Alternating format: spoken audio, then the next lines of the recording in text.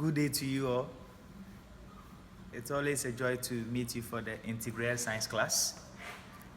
Before school went into recess, as a result of the restrictions and lockdown due to the COVID-19, we started with practical work.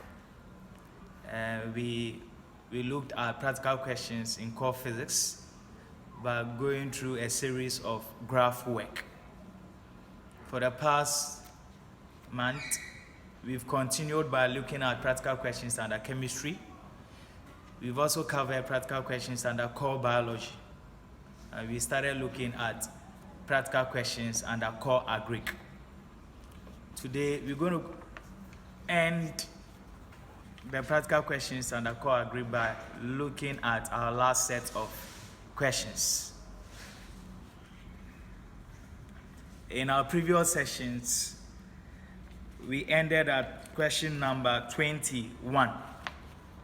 Today we're going to continue by looking at question 22, question 23, question 24, and the last question, question 25. Without wasting my time, let's quickly start with question 22.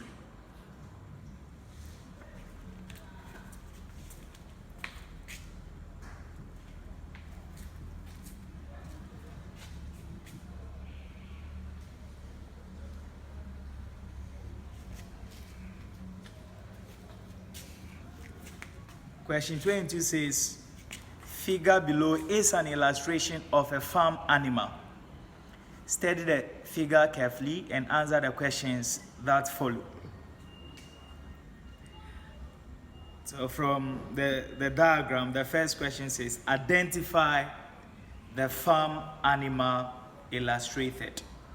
And so from a diagram, the farm animal illustrated is a domestic fowl. So that is a domestic fowl. So for question A, the illustrated farm animal is domestic fowl.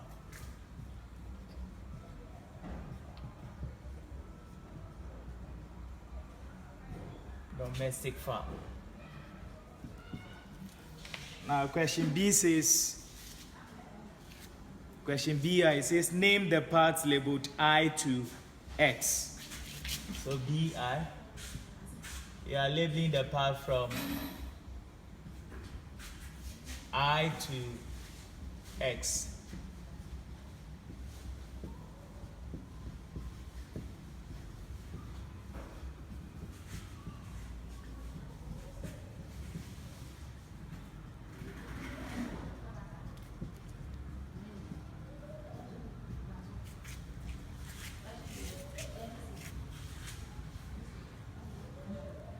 Now, so from the diagram, the parts labeled I is the comb.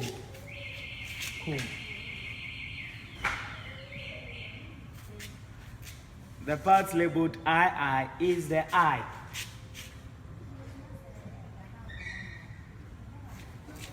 The parts labeled III is the tail.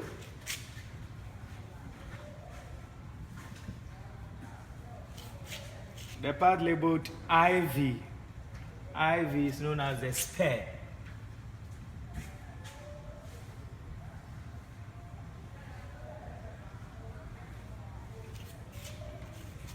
The part labeled V is the digit.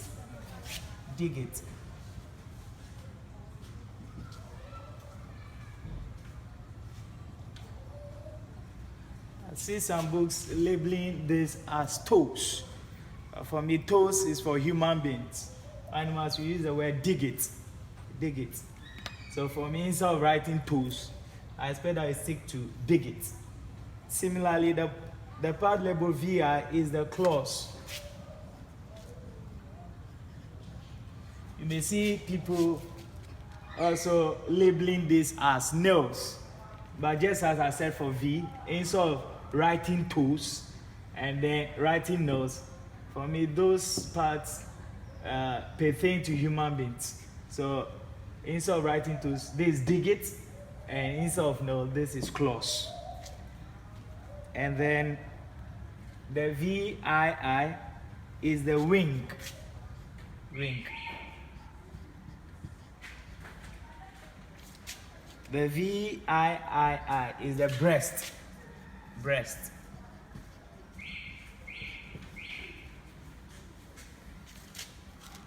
IX is the wattle.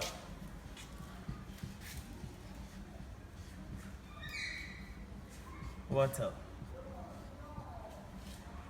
And then the last part, that is S, is the beak. And so these are the labeled parts of the illustrated farm animal. The eye is the coat. The II is the eye. The III is the tail.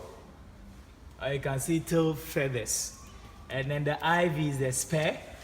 And the V, instead of writing toes, I say you stick to dig it. The VI, instead of writing nose, you write claws. And then the VII is the wing. The VIII, the breast. IS is wattle. And then the X is the beak. The question II, that's BII, says you should give one function of the part labeled VI, VII, and then X.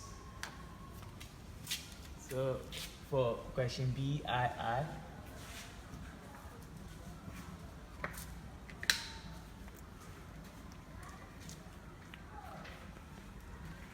so II, alpha. Alpha is asking to give the function of VI, the part labeled VI. Now the part labeled VI is the claws. So what's the function of the claws? The claws is what the fowl uses to scratch the ground to search for food. So it is used for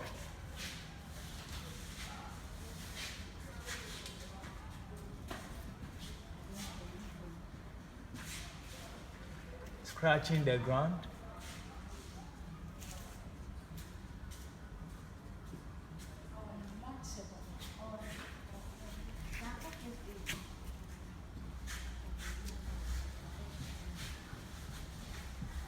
for food. And then the beta, you have to give the function of the part label VII. The VII is what? The wing. So what's the function of the wing? The wing is for flight. So that is what the fowl uses in flying. It can also you can also say it is used to protect the chicks. So newly hatched chicks, the wing also helps in protecting them. But mainly the wing is for short flight. Okay. So it is used for short flight.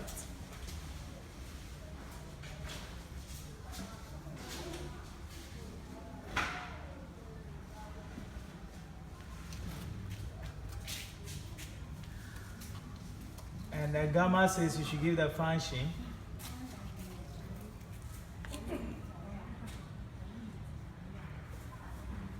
function of the part labeled X. The X is the beak. So what's the role of the beak? The beak is for feeding. That is what is used for picking food from the ground. So it is used for picking food from the ground, or simply put, for feeding. So it is used for feeding. So these are the functions of the part labeled VI, VII, and X. VI is for scratching the ground for food. The VII, which is the wing, is used for short flight. And then the X, which is the beak, is used for feeding or for picking food from the ground.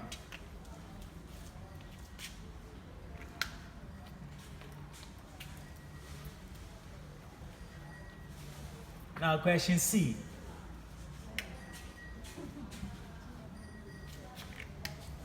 Question C says, we have CI. It says that name the management practice that could be carried out on the part labeled X. The part labeled X is the beak. So indirectly, the question is asking that you state the management practice carried on the beak of a domestic fowl. And the management practice carried on the beak of a fowl is debeaking. So that is the management practice carried on the beak of poultry, debeaking.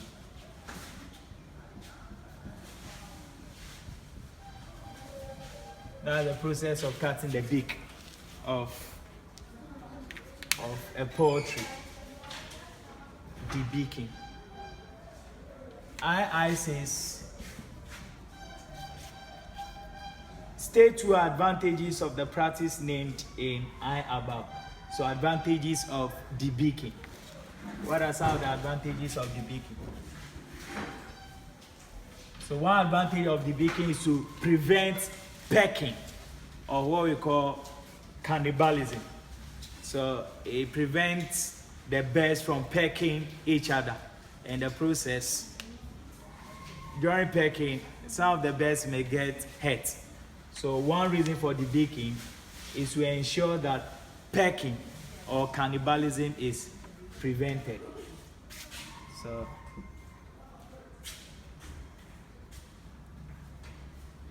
it prevents pecking or cannibalism.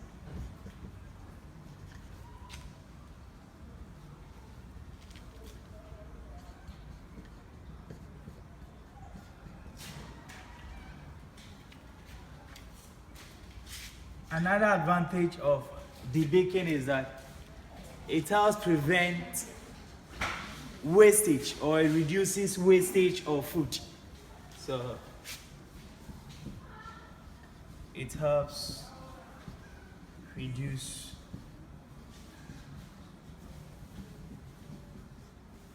wastage of food. Can I also add this?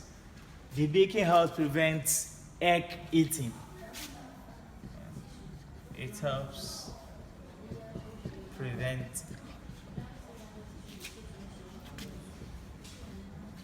egg eating.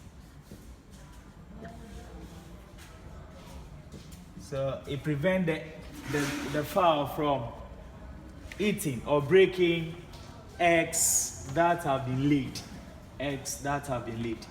So these are some of the advantages of debeaking. Question D says, that's question DI, says name one endoparasite that infests the farm animal, illustrated. The endoparasite that mainly affects poultry is actually worm. So you can name any type of worm. We have tapeworm, we have roundworm. So you can list anyone. And then the II is saying that state one way of controlling the parasite named in I above. So ways of controlling worms. That is for II. So question DI.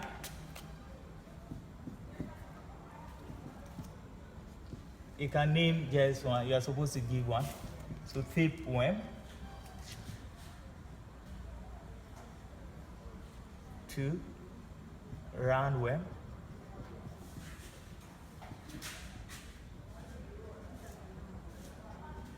3. Of hookworm. Okay, so just one.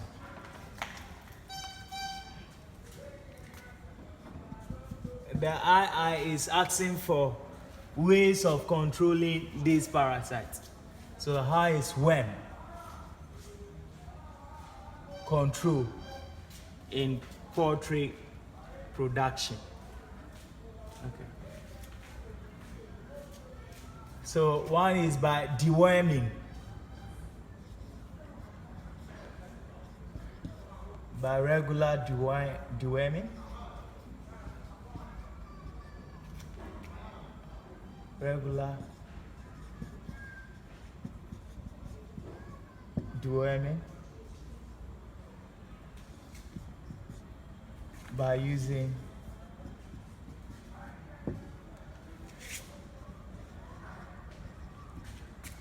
recommended chemicals.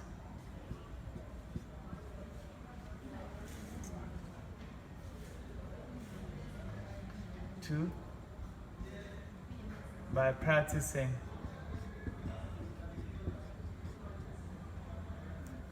good sanitation.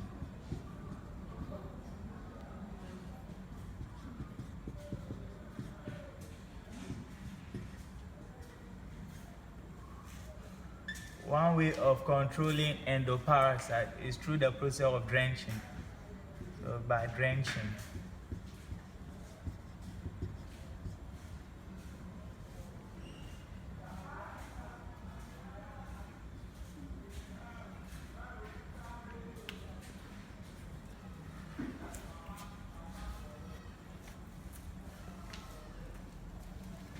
Okay, so these are some ways of controlling worm infestation in poultry. Then the last question, E, it says that state 2 reasons why the illustrated farm animal is reared. So what are some of the reasons for rearing or raising poultry or domestic fowl for that matter? So one reason for raising domestic fowl is for their meat and egg, which is used for food.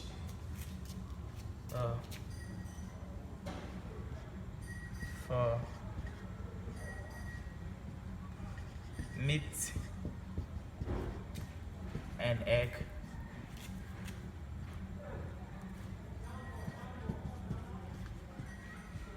for human consumption.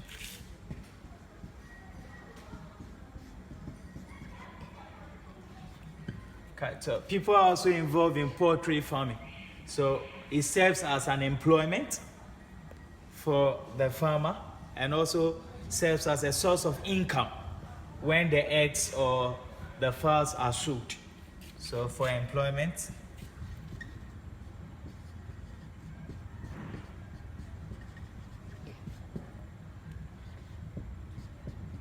for income.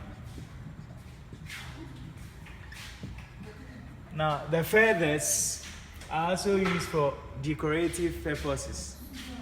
Even some are used in making of pillow. Okay, so for feathers are used for decorative purposes. You can also talk about the droppings. The droppings used for manuring. You can also droppings.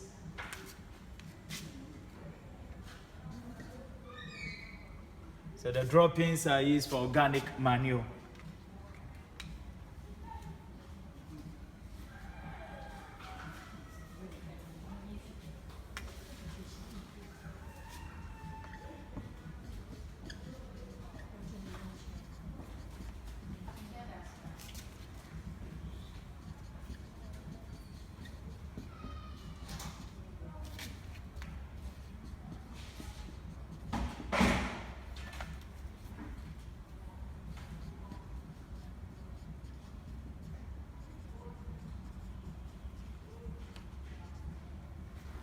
So these are some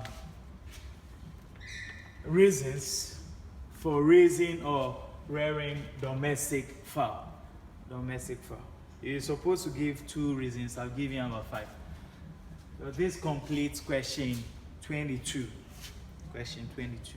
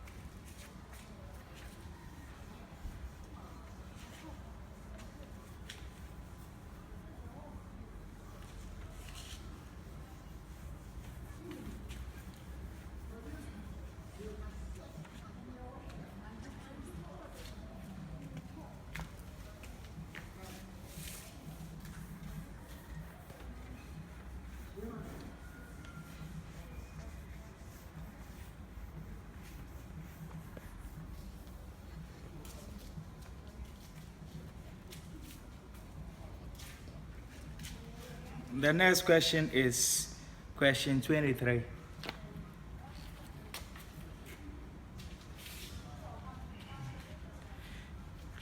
The question reads that, it says below illustrates, the diagram or the figure below illustrates different stages A and B of keeping poultry. So study the figure carefully and answer the questions that follow. So we have 2 figures, A and then B. Question A says identify each of the stages A and B. Now if you look at the 2 set of diagrams, you can see that the first set of diagram contains day-old chicks. It has a hoover or an electric lamp. There's a feeding trough. There is a water trough. So definitely that setup is, or that stage is the brooding stage. Is the brooding stage where day-old chicks are kept in a brooder house for them to develop feathers and then to also keep them warm. And if you look at the diagram for B, it has the battery cage system or the housing. You also have the water trough, feeding trough. But in this case, you have the hens. They are older as compared to the day-old chicks. And so this one has to do with the laying stage, where eggs are laid and then they are hatched to produce the day-old chicks. So stage A is the brooding stage, and then stage B is the laying stage. So that's for question A.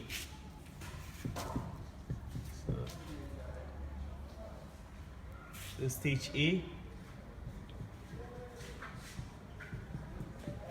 is brooding stage.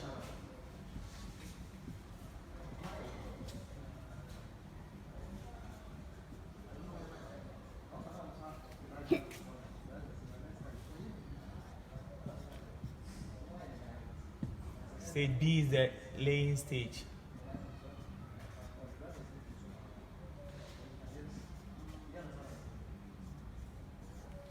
Laying stage.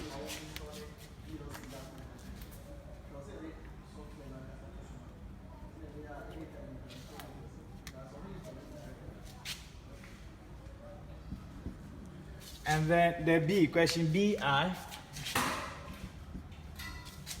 BI says label the parts I to VI. So you have I,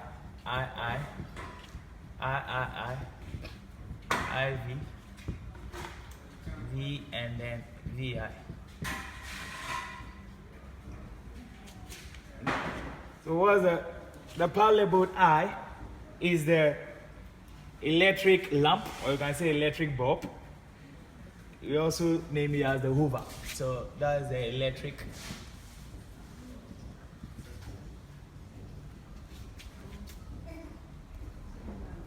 electric lamp. It's a hoover. And then the II is the bedding on which the chicks defecate, and that's what we call the litter. You can say wood shavings. Wood shavings is also used as litter. Okay.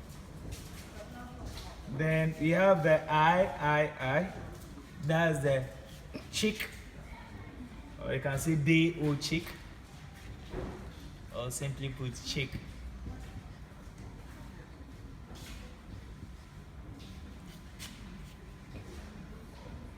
And then we have IV.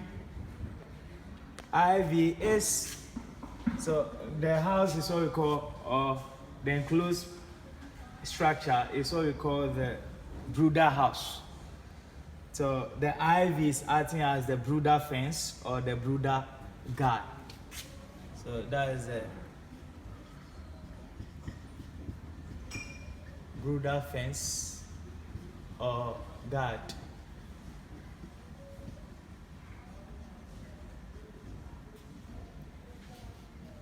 The V is the water trough.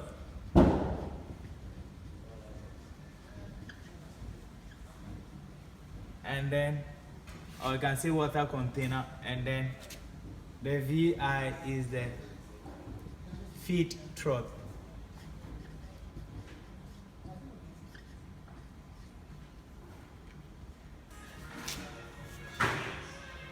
Okay, so those are the labeled parts of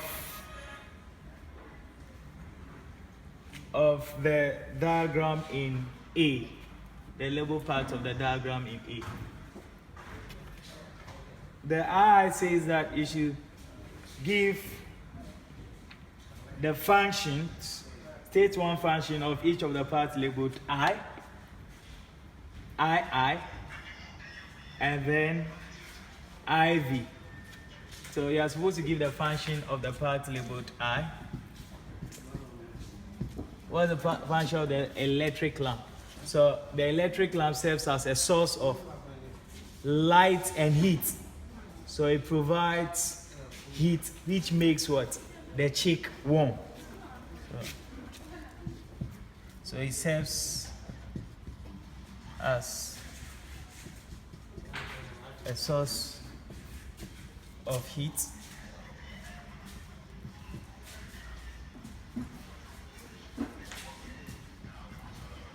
Which helps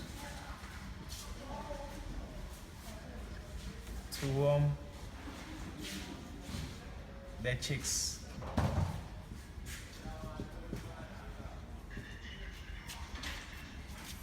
And the function of, let me bring all this here.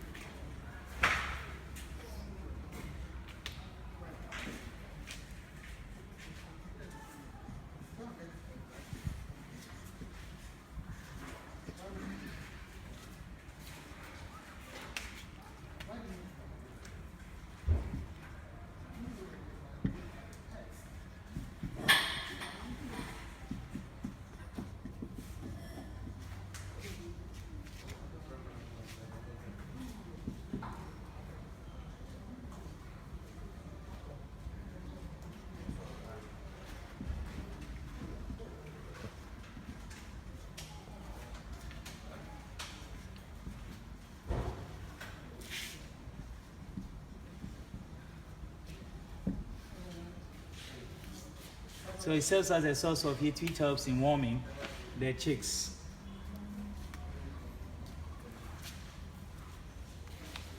Now the parts labeled, you're also supposed to give the function of the part labeled II. So the part labeled I is the liter. So the liter helps to absorb gas and the water from the fecal matter of the chicks. So it helps to absorb water and gas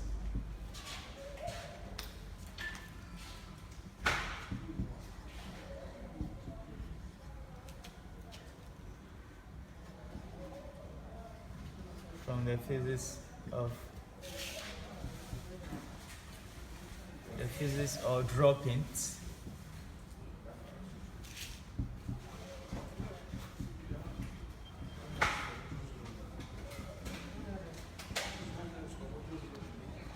of the chicks. So it helps to absorb water and gas from the physics or droppings of the chicks. And then you're also supposed to give function of the parts labeled IV. The part labeled IV is the brooder fence. So what's the function of the brooder fence? So the brooder fence is what helps to prevent the chicks from moving out. So it helps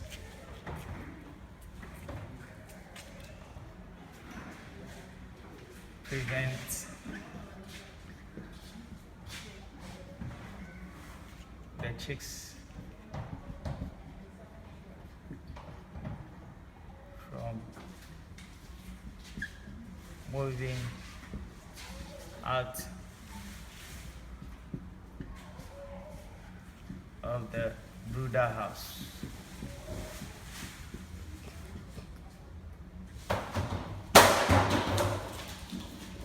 So that's the function of the parts labeled I, and IV. I serves as a source of heat, which helps in warming the chicks. The II, which is the liter, absorbs water and gas from the physics or droppings of the chicks. And then you have the IV, which is the brooder fence or guard, which helps to prevent the chicks from moving out of the brooder house. Question C.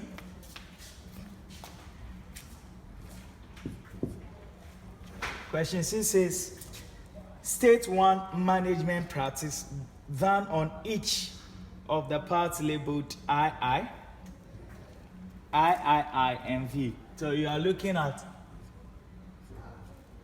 a management practice carried on the part labeled II. The II is a liter. So the liter is supposed to be removed regularly and then changed. So the liter on which serves as the bedding of the chicks has to be regularly removed and then changed. So regular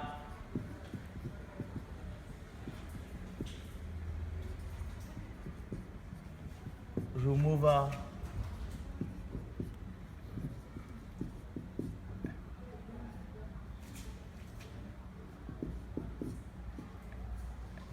and changing.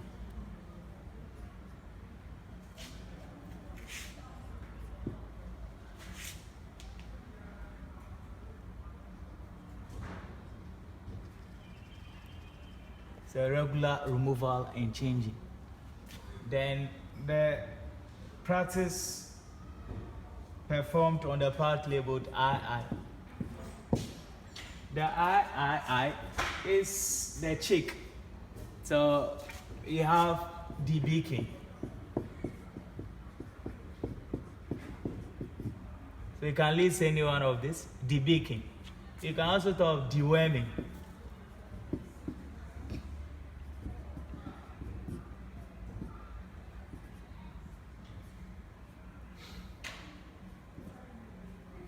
So debeaking to remove the beak, deworming to control worm infestations.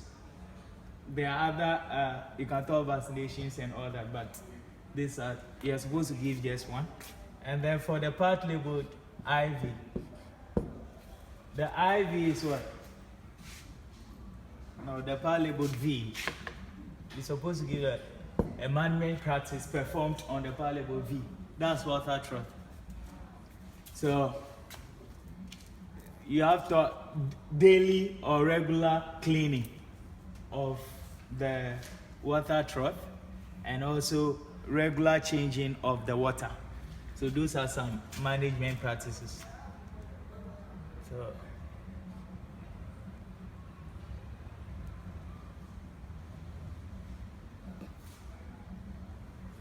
cleaning,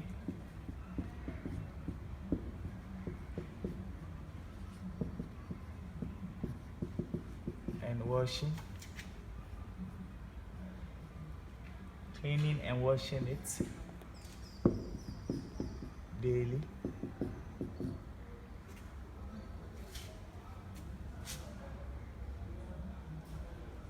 And then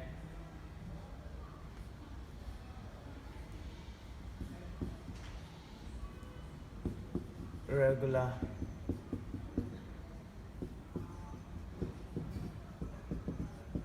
changing of the water. Okay. All right, so that is for C.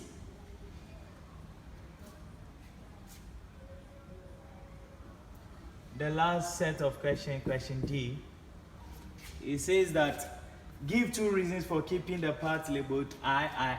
The part labeled III is a chick. So what's the purpose for keeping the chick?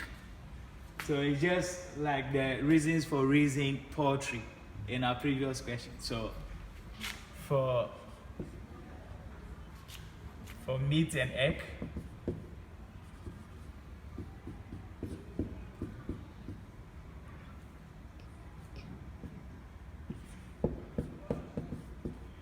for employment,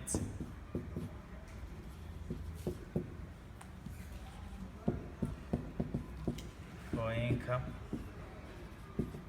and the rest. So as I say, you can talk afford feathers for decorative purposes, droppings for organic manure. So all these are reasons for keeping chicks or domestic fowl for that matter. That brings us to the end of question 23.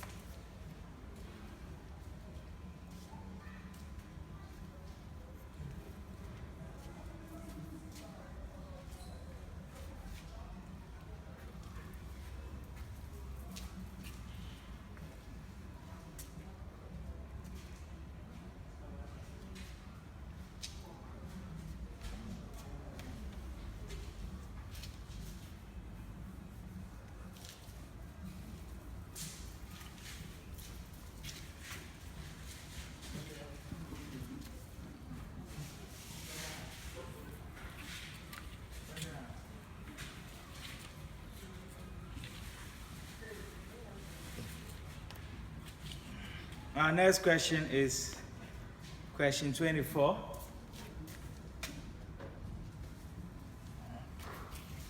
Question 24. It says that the diagram below is an illustration of a fruit. Study it carefully and answer the questions that follow. Question 8 is identify the fruit. So from the diagram, the fruit illustrated there is a maize. It's a maize.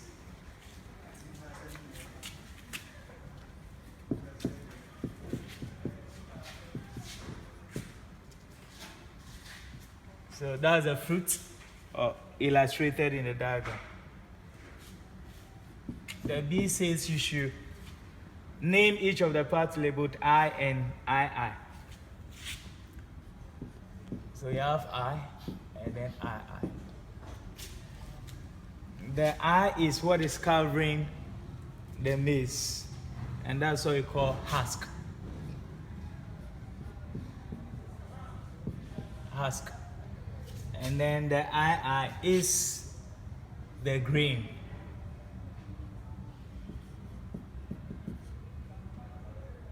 Grain. And then question C, it says that mention the term used for removing each of the parts labeled I and II. So the process of removing the husk is what we call dehusking. So you have dehusking. Dehusking. And then the process of removing the grain from the cob is what we call shelling.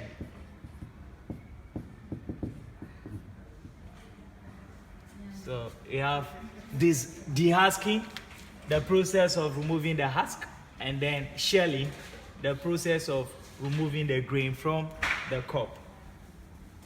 So that is for question C. Question D, it says give two uses of each of the parts labeled I and II.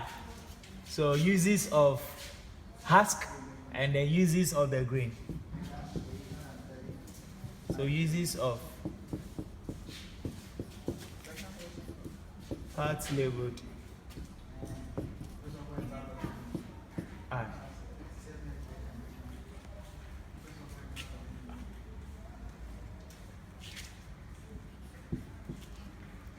So what are some of the uses of the husk? So this is for wrapping steamed foods like kinky.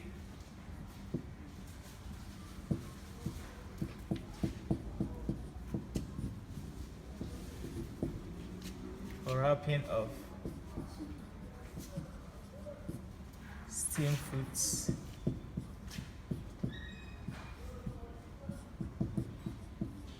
like kinky.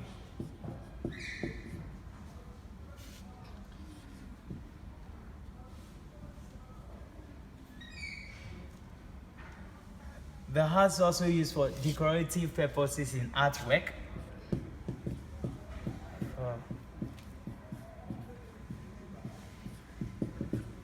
Decorative purposes in artwork.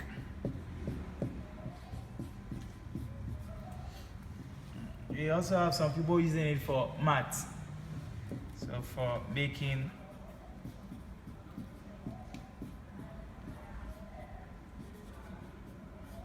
of mats. For making of mats. If you also go to the villages, some are used for making fire. You also have the husks used for making fire. So those are some uses of the husk. Now let's look at uses of the grain. The grain itself. Uses of the parts labeled II.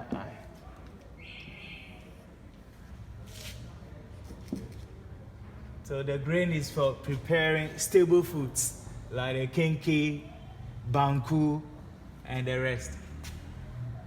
So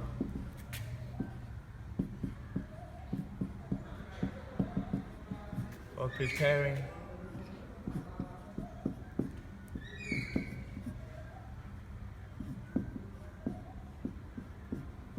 stable foods like kenke,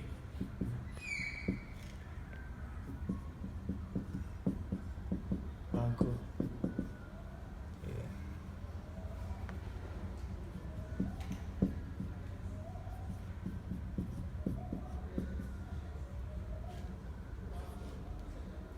Two, The grain is also used for feeding livestock. So for feeding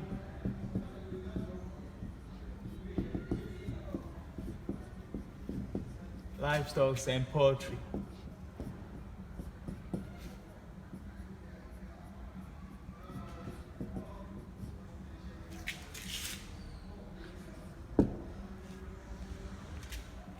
The grain is also used for making cornstarch.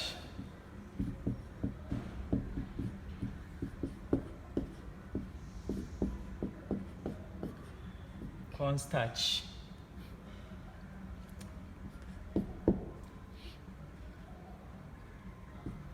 Grain is also used for making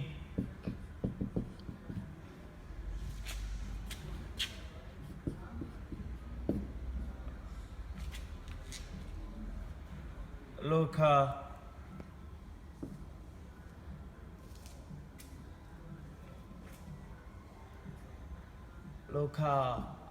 alcoholic beverage like Sethoo.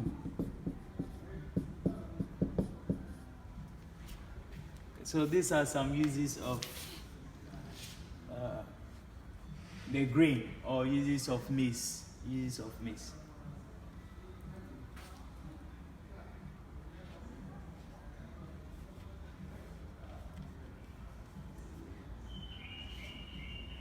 Question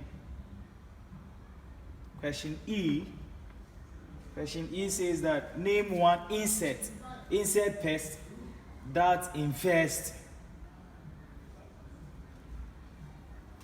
the fruit. So one insect pest that infests the fruit. So question E.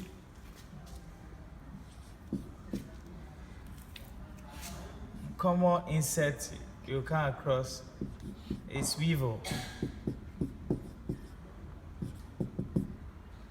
And you also have the green beetle.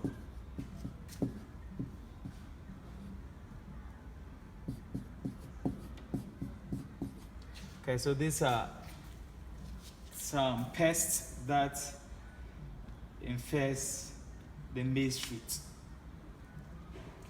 And then question F.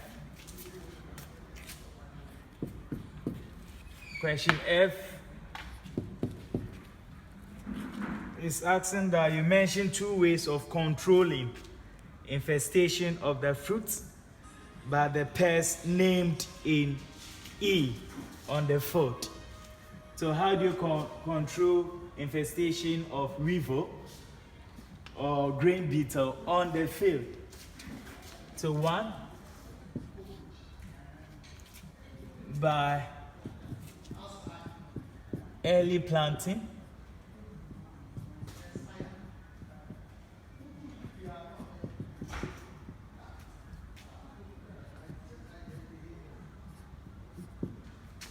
Early planting of the crop. And then also by early harvesting. So by early harvesting.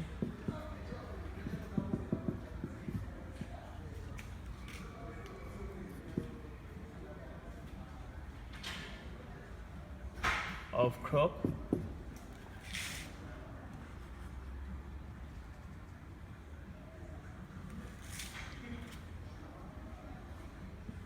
And then by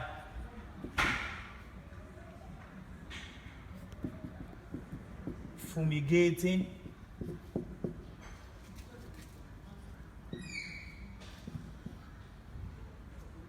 using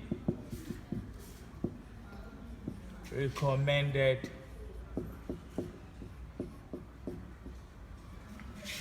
pesticides, or you can say chemicals. We also, and then by continuously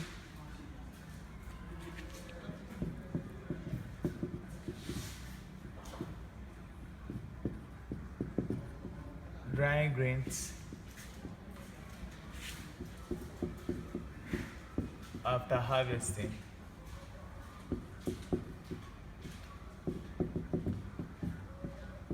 On the sun.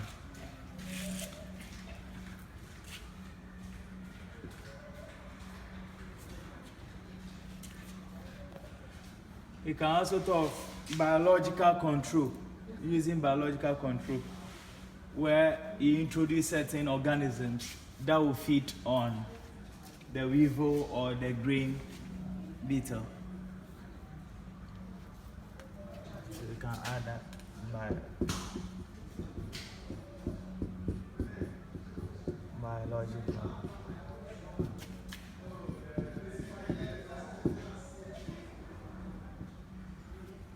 Okay, so these are some means of controlling the infestation of weevil or grain beetle on the crop field. And that ends question 24.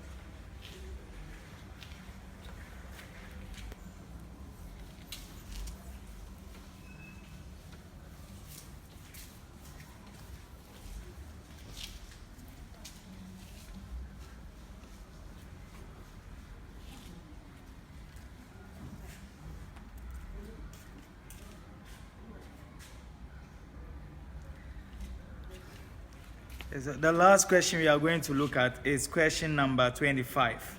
Question number 25.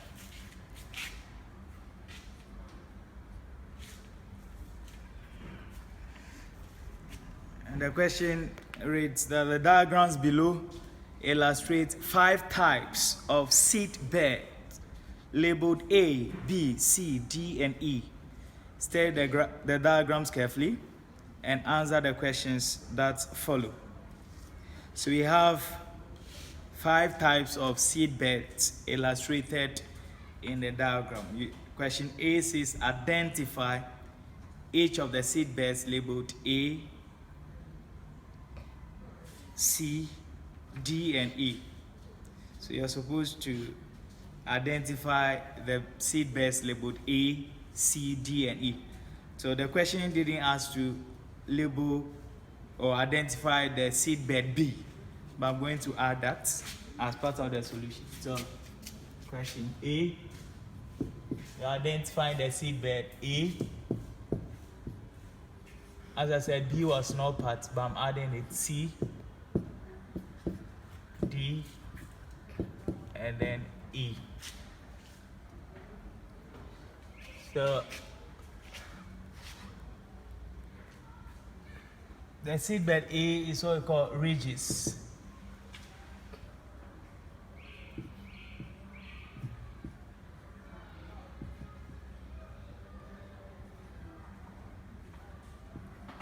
Ridges.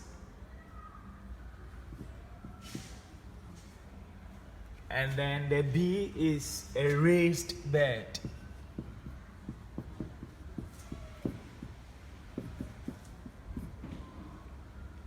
The C is sunken bed,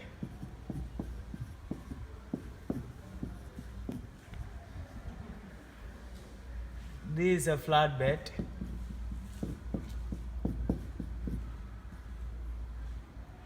and then E is a mount.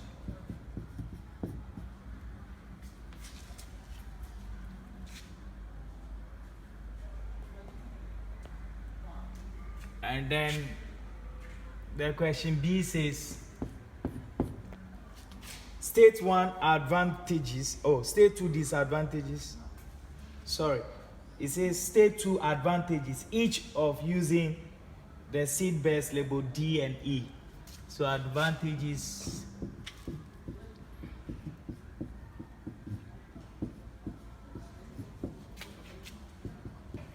of using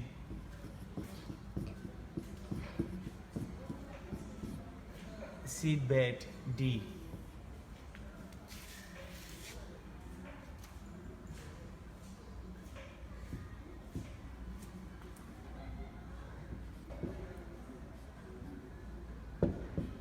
So it helps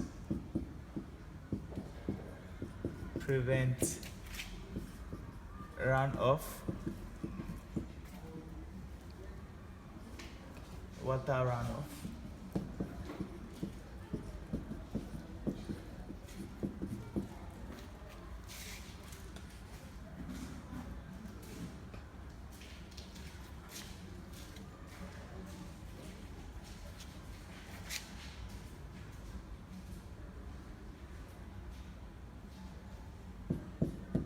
And it helps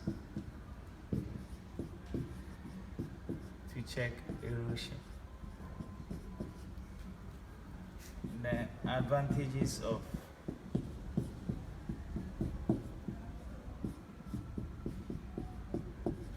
using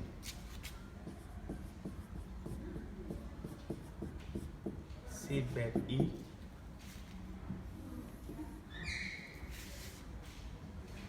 One, it improves water drainage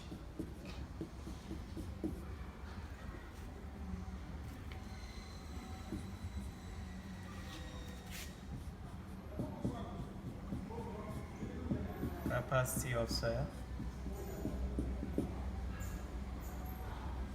And then two,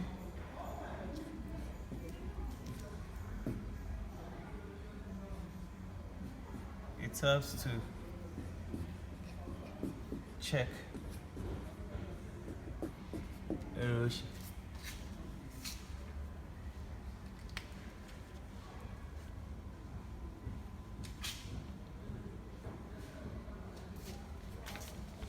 And then question C, it says give two differences between seedbeds labeled B and C. So question C, differences between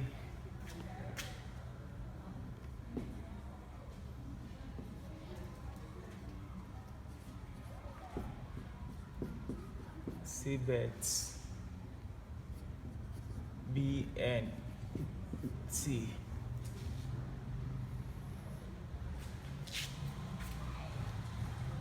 So that one in a tabular form.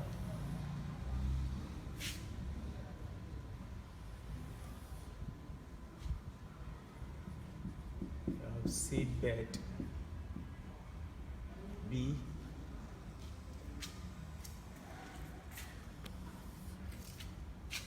and then seedbed C.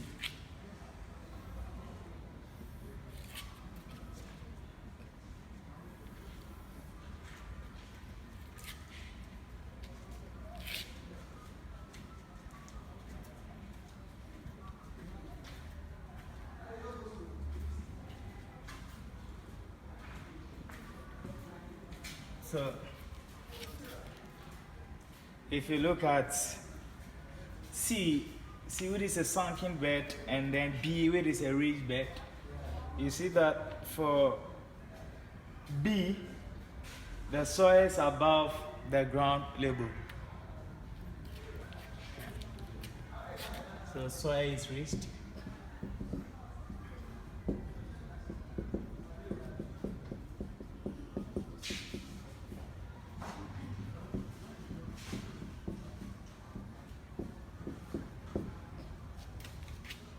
And then soil is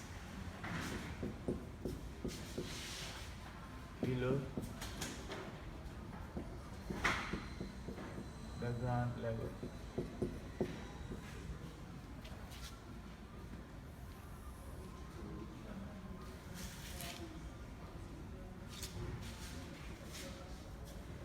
And then 2,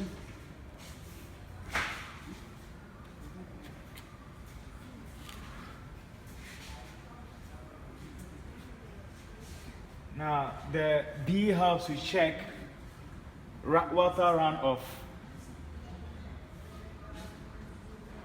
but for C they can easily be there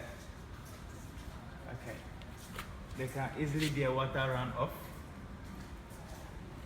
Or you can say that if you look at C, it can easily be flooded, but for B, it cannot easily be flooded.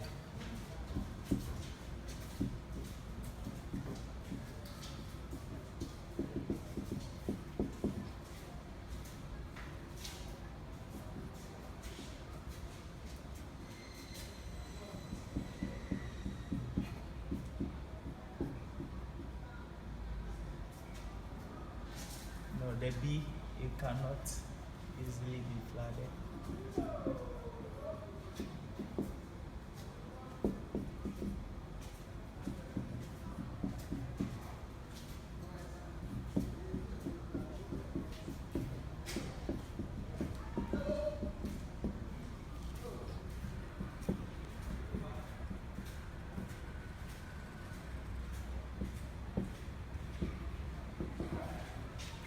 So B, which is a raised bed, cannot easily be flooded during a heavy rain, but the C, which is a sunken bed, can easily be flooded.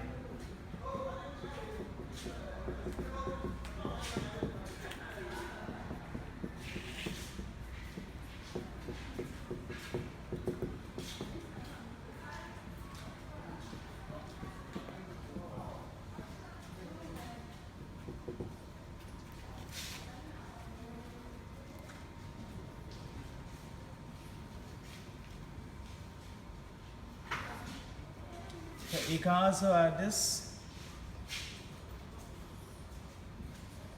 B, which is a raised bed, is suitable for cultivating deep-rooted crops. So it is suitable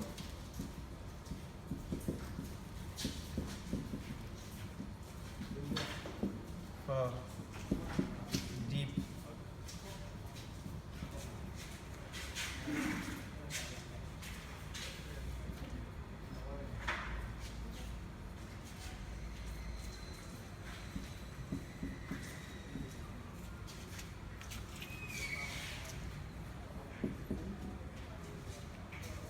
And then the C, which is a sunken bed, is suitable for shallow rooted crops.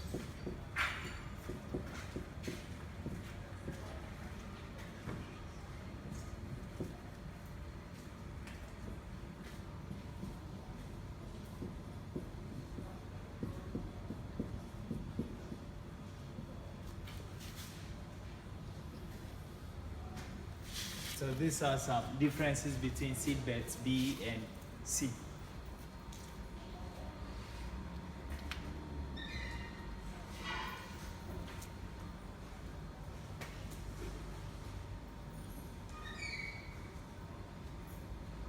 Now, question D.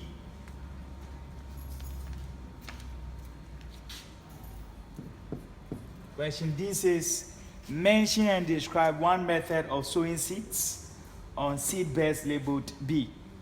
So methods of sowing seeds on the seed beds. We have broadcasting, we have drilling, we have planting a stick. So those are some of the methods of sowing seeds on a seed bed. You are asked to describe one of them.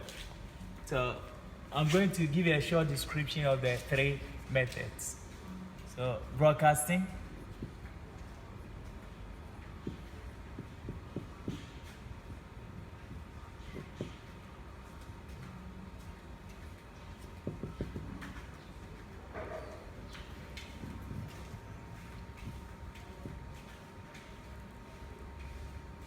so for the process of broadcasting, what happens? The seeds are uniformly spread. So they are uniformly spread, uniformly and evenly spread on the soil surface. So that is a method of broadcasting. So yeah.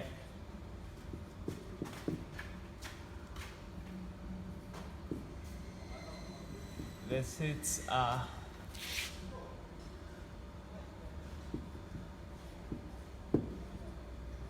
uniformly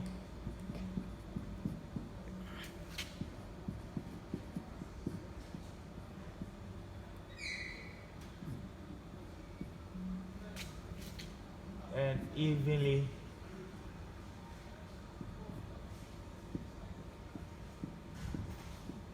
scattered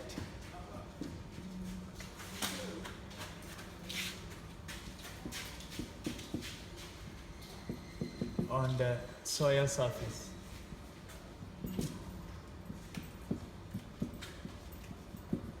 So that is for the method of broadcasting. We also have the method of drilling.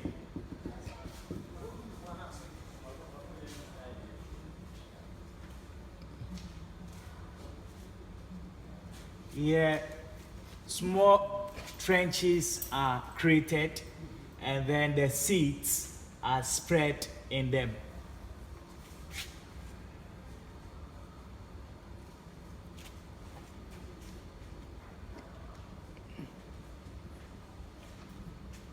So here, the seeds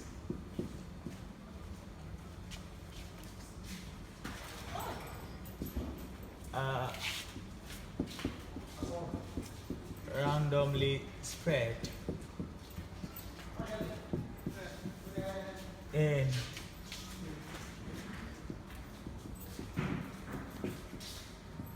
created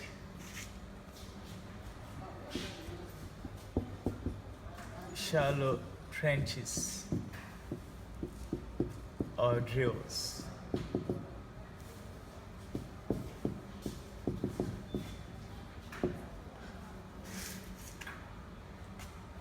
And then the third method I'm going to talk about is planting a stick.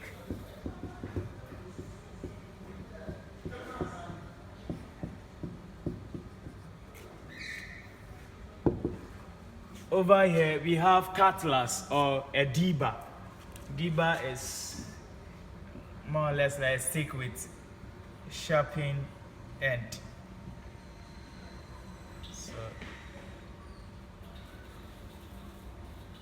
So this, a dibber looks like this.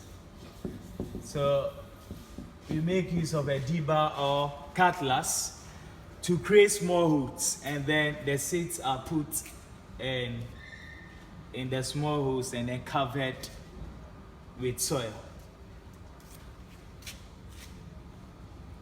So yeah, the seeds are put in small holes created with the help of a cutlass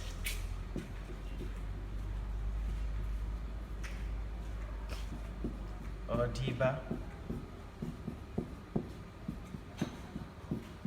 and covered with soil.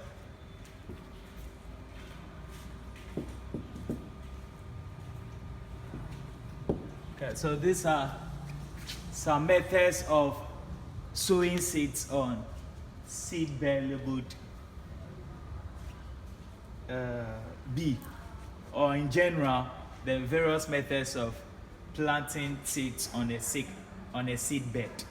Broadcasting, which involves scattering, even and uniformly scattering of seeds on the soil surface. You also have drilling, where the seeds are randomly spread in created shallow trenches known as drills. And I have the case of planting a stick, where the seeds are put in small holes created with the help of a cutlass or dibber and then covered with soil. The last question under this is question E.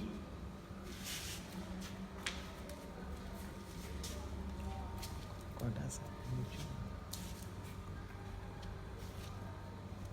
so the answer. So question E. Question E says name 2 food crops that could be propagated on each of the seed beds labeled A and E. So food crops that could be propagated on seed bed A.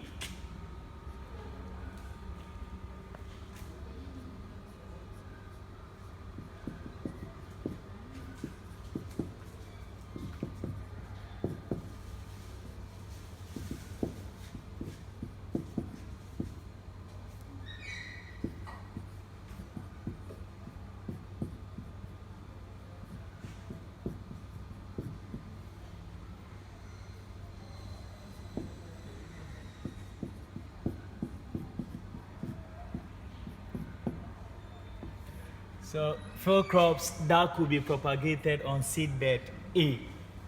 That is ridges. Usually you have, on ridges you have cereal crops and then leguminous crops. So cereal crops, you have maize, you have millet, you have rice. You can talk of sorghum. So all these are cereal crops. You can also add the leguminous crops.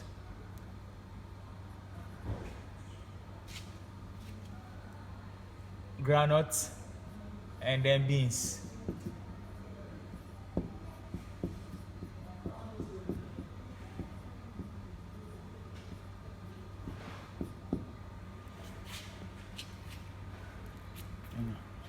And then so this food. And then let's look at the food crop that could be propagated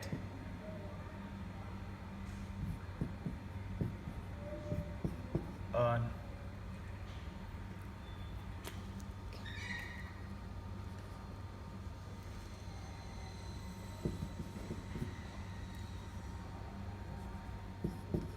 seed bed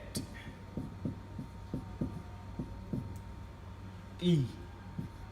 So crops that can be propagated using a mound.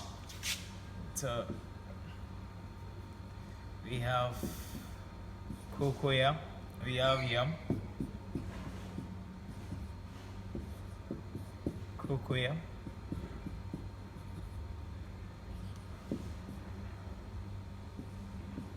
sweet potato,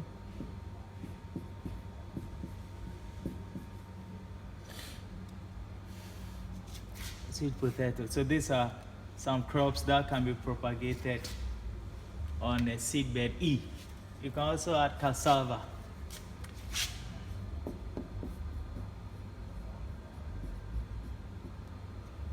Okay.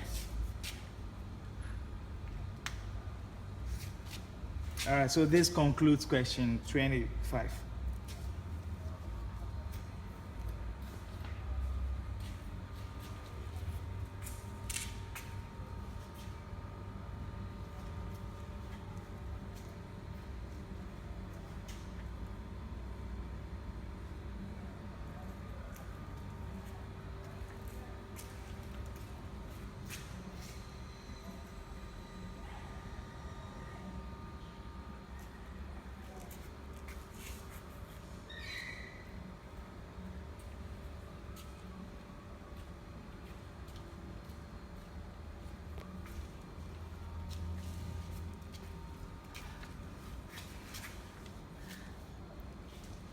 So question 25 brings us to the end of the selected practical questions under core Agric. And so for that matter, we've come to the end of our practical work. So we've exhausted selected questions under core physics, core chemistry, core biology, as well as core Agric. So this completes practical work under integrated science. In our next section, we're going to start looking at some important topics in theory.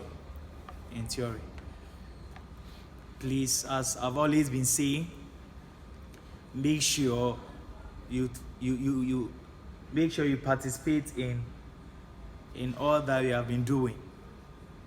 Get yourself actively involved in the various discussions on the WhatsApp platform, on the Google Classroom platform, as well as on the Edu TV platform.